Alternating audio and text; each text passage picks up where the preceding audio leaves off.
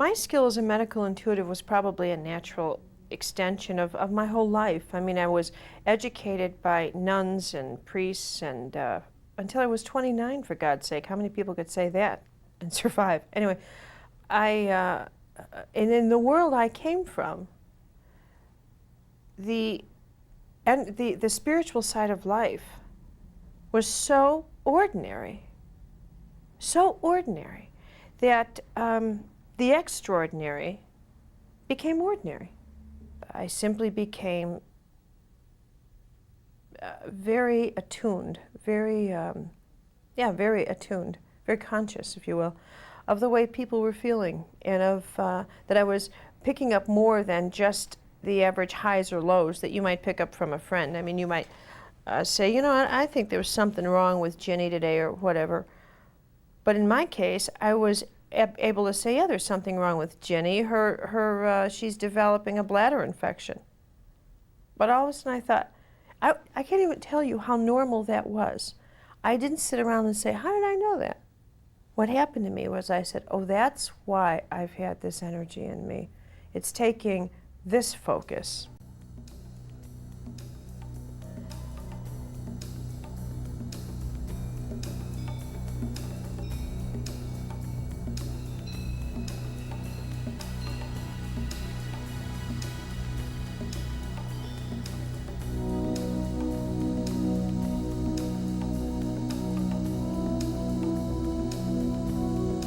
Carolyn Mace is one of the world's most renowned medical intuitives. She uses a form of second sight to perceive illnesses and their hidden causes.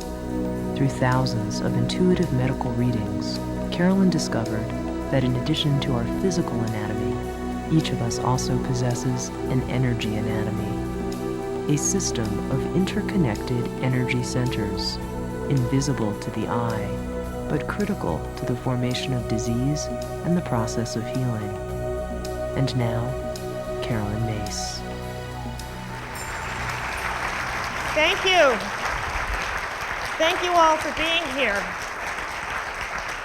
And applaud you too. Thank you all for being here.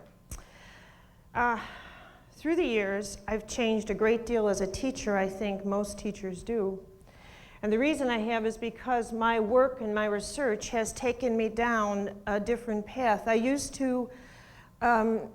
work used to be medical intuitive readings on people.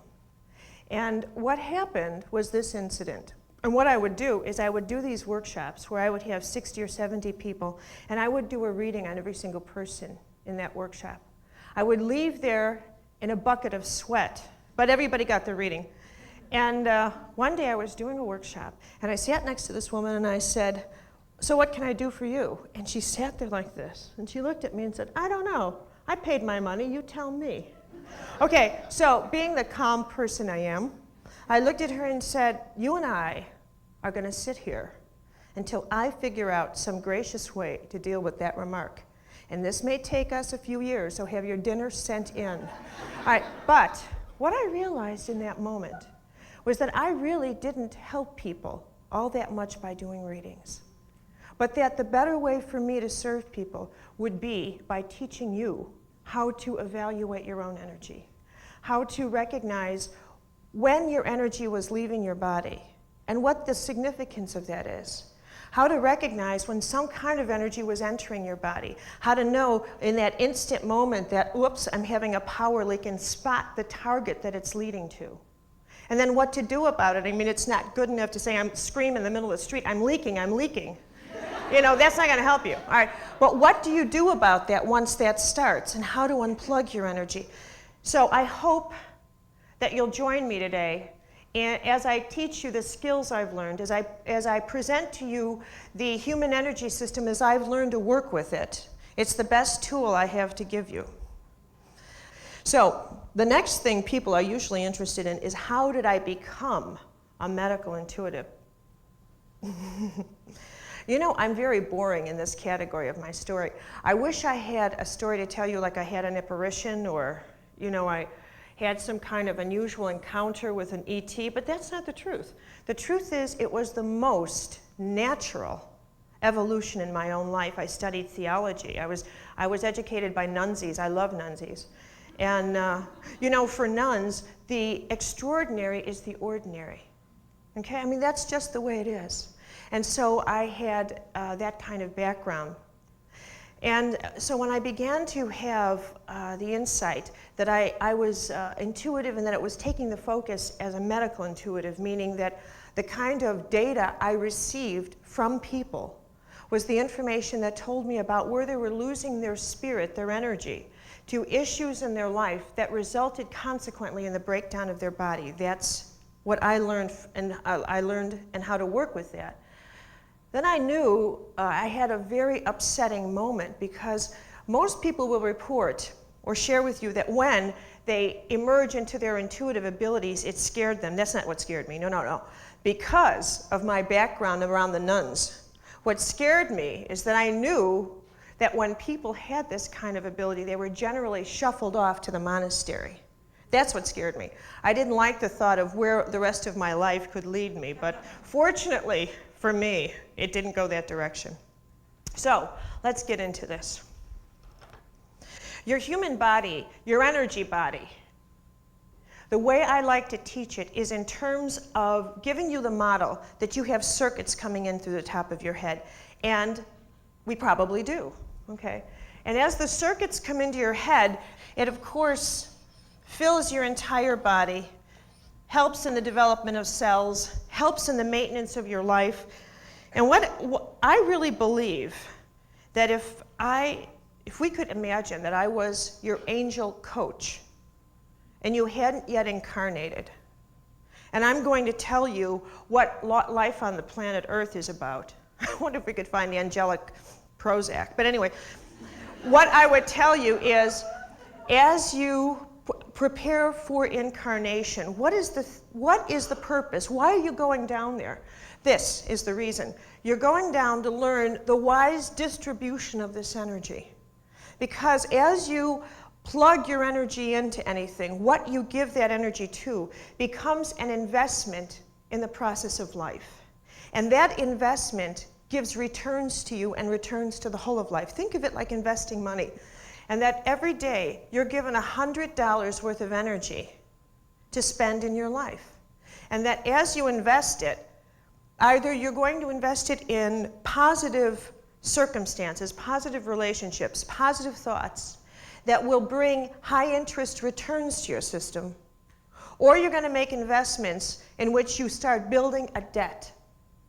And eventually the $100 worth of energy that you get every day is not going to be enough to finance your debts. You got to take a loan. Where are you going to get that loan? You're going to get it from your cell tissue.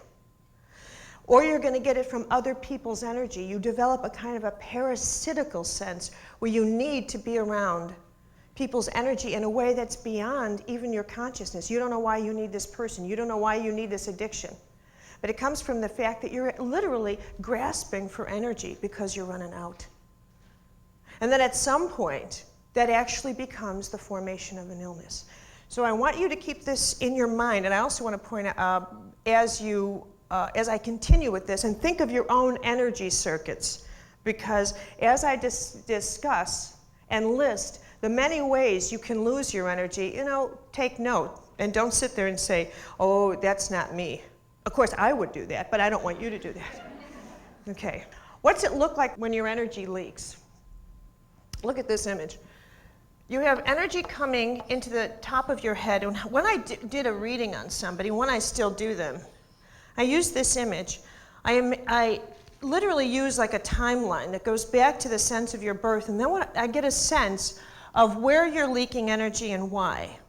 One of the favorite places people like to leak their energy is into their childhood. That's very popular.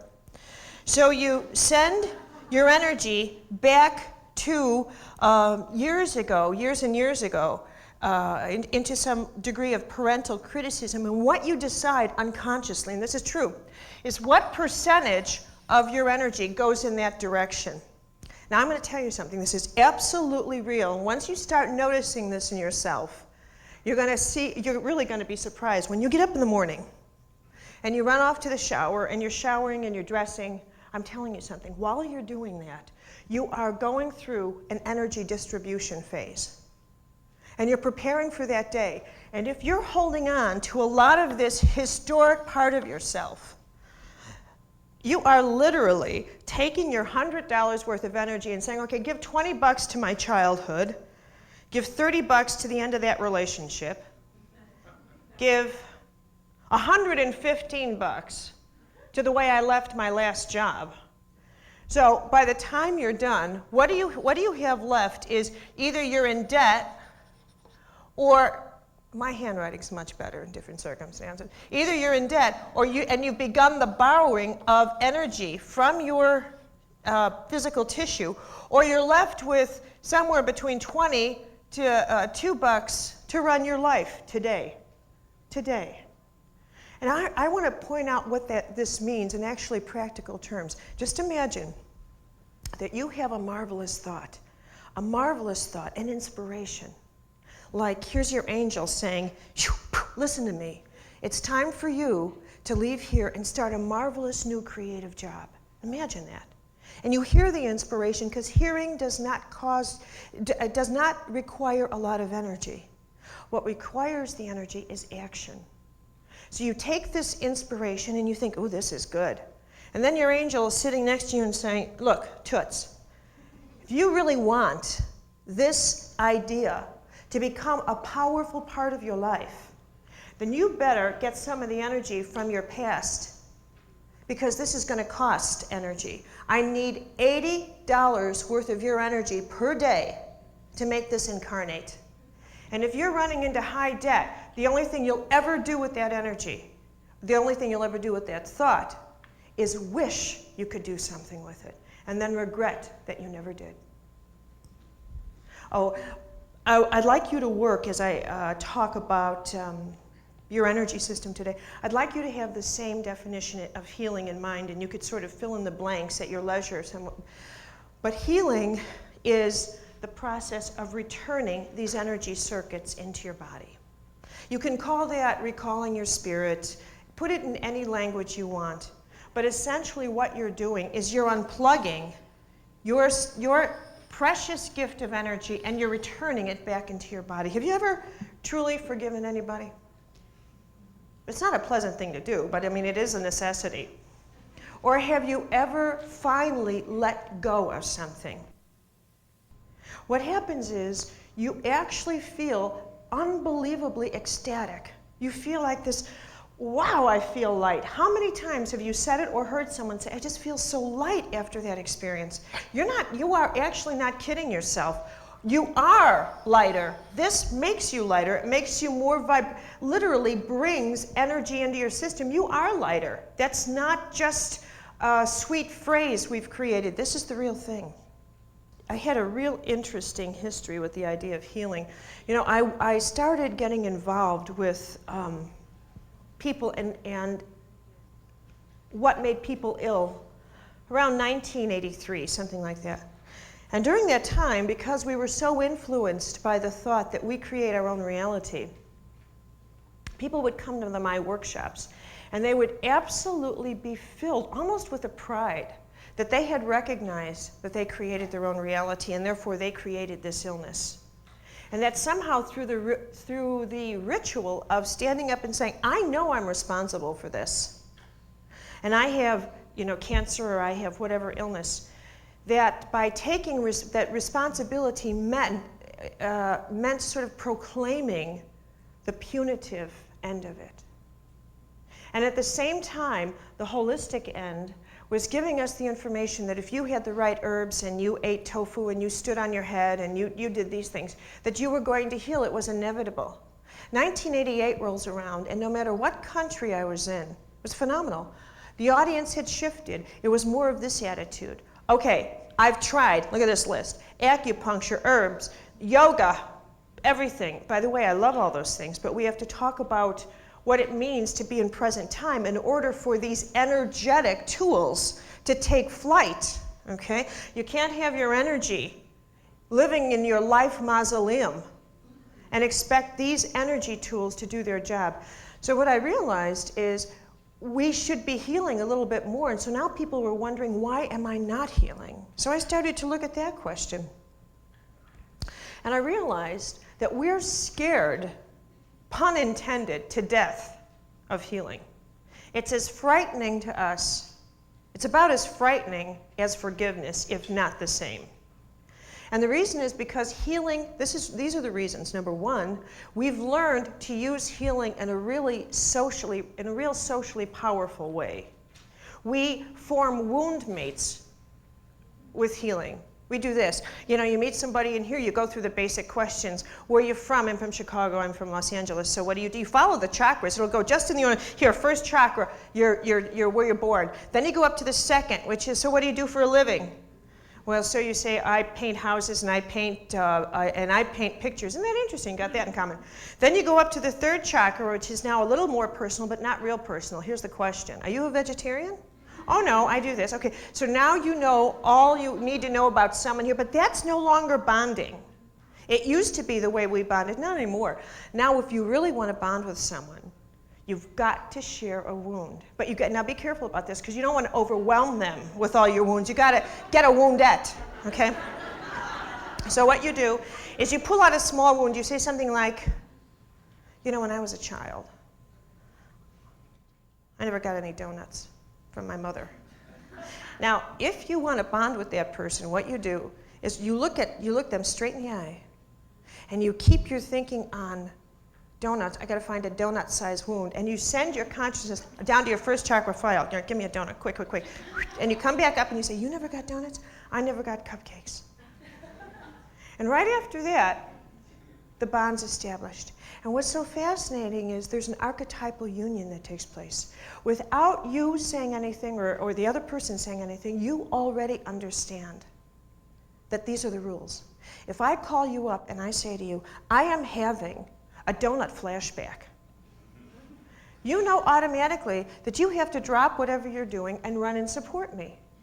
Why, I ask you, would I want to give up that kind of security if that's what healing was all about?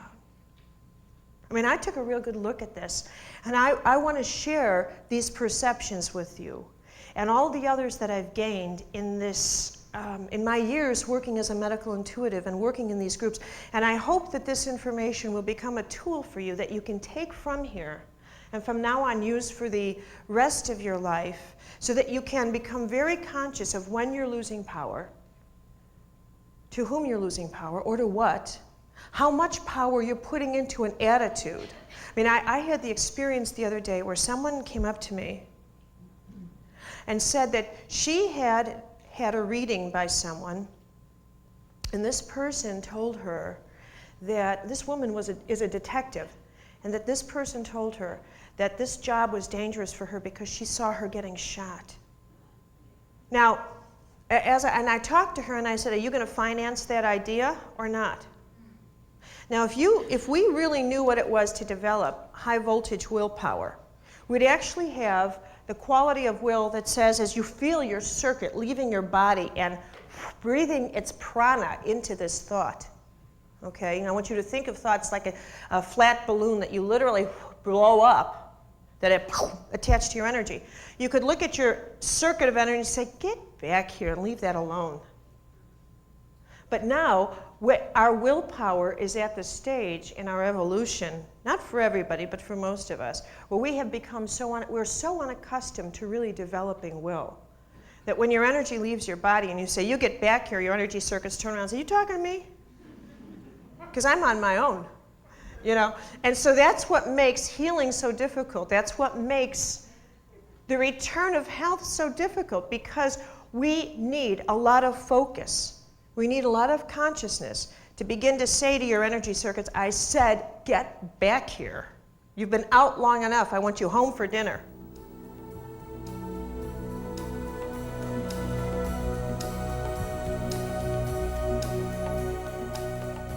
Let me introduce the chakra system to you. The chakra system is the way that the Eastern traditions have expressed the energy or illustrated the energy through the human body. According to the Hindu tradition, we have 7, what they would describe as wheels in our energy field. I use the term data bank. I do this because the way I work with these centers is that for me, each one, and I'll explain this to you as I go further and further through this workshop, but each one contains a certain type of information, very specific to areas of our own spiritual maturation. We mature through, think of it as stages of power, and those stages of power are completely aligned to the 7 chakras. Furthermore, I think, when you think of physical anatomy, it's an incredibly well defined science. Every single cell has some kind of effect on the whole. Our energetic anatomy system is exactly as specific as is our physical anatomy. So much so that in a reading, I've long ago discovered that there are very, very specific patterns to the illnesses that we develop. If we're losing power, if we, for example, develop an illness in our pancreas, a pancreatic disorder from diabetes to pancreatic cancer, this is tracked to issues of the 3rd chakra that deal with responsibility. When people, and now this is responsibility in the extreme, when someone is struggling with feeling that they're responsible for everybody, or the opposite, where they want no responsibility for their lives, the organ in your body that gets stressed the most is your pancreas. Now I can go through almost every organ and show you what chakra center they relate to, but there will be a direct relationship, okay? And the other thing I want to add at this point is your tendency, as I proceed with the rest of the information, is to think if you have a heart illness, that it's simply and always located in the 4th chakra. It must be something in the 4th chakra. That's not the way you read these centers. You read them as an entire group. And what I've realized is that most illness develops from an energy loss below your waist, even a heart disorder. And the reason why it locates in your heart has to be merged with whatever level of physical stress is working with your body at the lower level. For example, you may have a relationship that had just caused you a lot of stress in your life, indeed a heartache. So now you have the combination of your 2nd chakra working with your 4th. And depending upon how that stress works out, that will depend on what organ of the body it will locate itself in, but I can fairly well assure you that it will either choose the heart to influence, or the blood, which is of course through the heart, or some organ in the 2nd chakra, the colon, the sexual organs, the lower back. But this is how that works together. You have to read this as a whole system and not just lock into one chakra and make the assumption that if I have a chronic sore throat, it's only and solely a 5th chakra issue. That is not so. So as we go through the rest of the chakras in this workshop, I want you to think that you are learning a whole system that you have to read with fluency rather than one at a time. Okay? And then there is the point that I want to bring into the illustrate to you, and that's that as energy comes in through the top of your head and you make these, shall we say, investments of energy from your chakras into various parts of your life, you make investments that then come back into your body in the form of what we could call returns on your investments. Every single investment carries a return. So that I want you to think, image your body as going out into areas of your life. What kind? You have relationships, you have your environment, you can make an investment of 90% of your energy in something you want, a piece of jewelry, a house. I mean, I've seen people lose their health because they want a certain house. Can you imagine that? I mean, maybe it's just me, but I can't imagine that. But anyway, and whatever you invest in has to return. Think of it this way. It simply has to return more than you invested. You've got to earn interest on your investments. That's the way you think from now on. You've got to earn interest on it. If it doesn't pay back to you a positive interest, why would you invest? From now on, just think of yourself as an energetic banker. Why would you invest? And the consequence is, if your investment gets you into debt, you've got to take out a loan. You can either borrow from another person's energy system, which I can promise you is going to blow that friendship right out of the water, or you're going to take a loan from your cell tissues. And you're going to borrow on energy that's been stored in your body in the cell tissue, and you'll start pulling it out. I don't know if you've ever seen anybody who's had the experience of almost aging overnight. Have you ever seen that? Where someone has had such a stressful experience that within 3 or 4 months, they've aged 3 or 4 years. Well, that's exactly what I'm talking about. They've had so many experiences that have cost them at the max, shall we say, of their energy system, that they're taking out fast loans from their body, and their body consequently, and I want you to take this literally, ages faster. The more energy you keep in present time, the slower you age. The more energy you make in bad investments that return, that get you into, shall we say, energetic debt, the faster you age. And think of how logical that is. It drains. What if you start pulling the energy out of your cell tissue, your face? It's going to start sagging. Your body will start feeling fatigued. You don't have the same energy to keep the life force in you in the same way. Just use logic.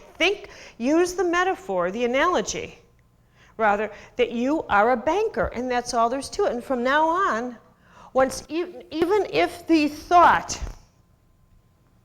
even if someone offers you a thought to invest in, here, just a thought to invest in. Here's a good thought. Here's a typical thought, like, don't you think the world is going to end as soon as we cross over the year 2000? Or some such popular thought in the marketplace these days. Now you have the option, am I going to finance that thought or am I not? You have choice. And you decide, I will not contribute 1 circuit of my energy into that thought. First of all, you've done the world a great service. But secondly, you've done yourself one as well, because you're not plugging your own energy system into a thought that can only bring back to you negativity and eventually cost you energy because it's not paying off the energy that you've loaned to that thought.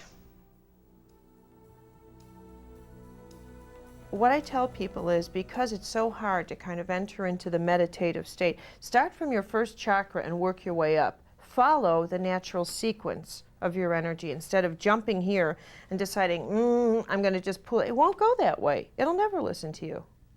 Instead, you start with imaging what your first chakra would tell you, which is your tribe, your groundedness, about how pleasant your life would be if you weren't involved in the memory of that situation. And so you begin to visualize, not unplugging from it, but the kind of life you want right now. Just start then. It doesn't even have anything to do with that injury, wound, memory, relationship, just what you want today. And then work your way up to the second chakra, which is, what kind of relationships do I want today? How do I want to interact with people? How do I want to make my life different than the way it was? And don't go backwards. Don't even don't do this within the context of that memory being in the center of it. All right? And then do it with your third chakra, which is, how would I feel? How do I really want to feel about myself? And start building up this stronger image of yourself. Now here again, that's not a small task, because the development of self-esteem or healthy relationships is very difficult. So you're only starting with creating a roadmap. In the meantime, what you do is you forbid yourself to discuss with anybody your past. You can't do it. I mean, this is what you can discuss, what you had for lunch. You can discuss safe past, but you cannot discuss wounded. You drop the wound language, all right? And that in itself is tremendously healing, because what you are actually doing more than anything else is you're breaking your word habit far more than withdrawing from the wound, believe it or not. You're breaking your word habit because you get up and unconsciously plug in the same audio tape. I'll never forgive that person for what he did to me, or she did, it goes on and on. So if you consciously change your vocabulary and you meet somebody and they say, how are you? And you don't say, well, it's my childhood again, it's just been having dinner with me. And instead say, I'm really fine, it's okay today. I put my shoes on the right feet. You'd be surprised the healing power these simple things are, because again, in terms of the divine paradox, it's the simple things that have the power. It's the mustard seed that moves your mountain. Nobody will make any effort by moving the mountain. That's how you unplug. You start doing things like this that look like you're not unplugging, but they really are. And then by the time you get to your mind, if you will, and you look backwards, you can't even see the person. One of the most wonderful things that ever happened to me was when I was 20 years old. And I was in a big trauma. I think it was because I broke a pencil. You know how big traumas are when you're 20. But I really was traumatized about something in college. And I had a dream, and it was probably more than a dream. But all of a sudden I found myself 20 years in the future. And I was 40 years old. I'd give my right arm to be 40 now. But anyways, I was 40 years old. And there was a teacher, a guide with me, who said, all right, now look back at what's upsetting you. And I couldn't even see it. I said, well, I don't remember what it was. He said, all right, now, with that attitude, go back there and deal with it. And I cannot tell you how liberating that experience was. I've used it ever since. Whenever I am that upset about something, I literally will leave the time zone. So instead of going backwards, I go this way. And I oftentimes tell people that another wonderful way of unplugging is to go visualize tomorrow and see if they really want to see that person again next week.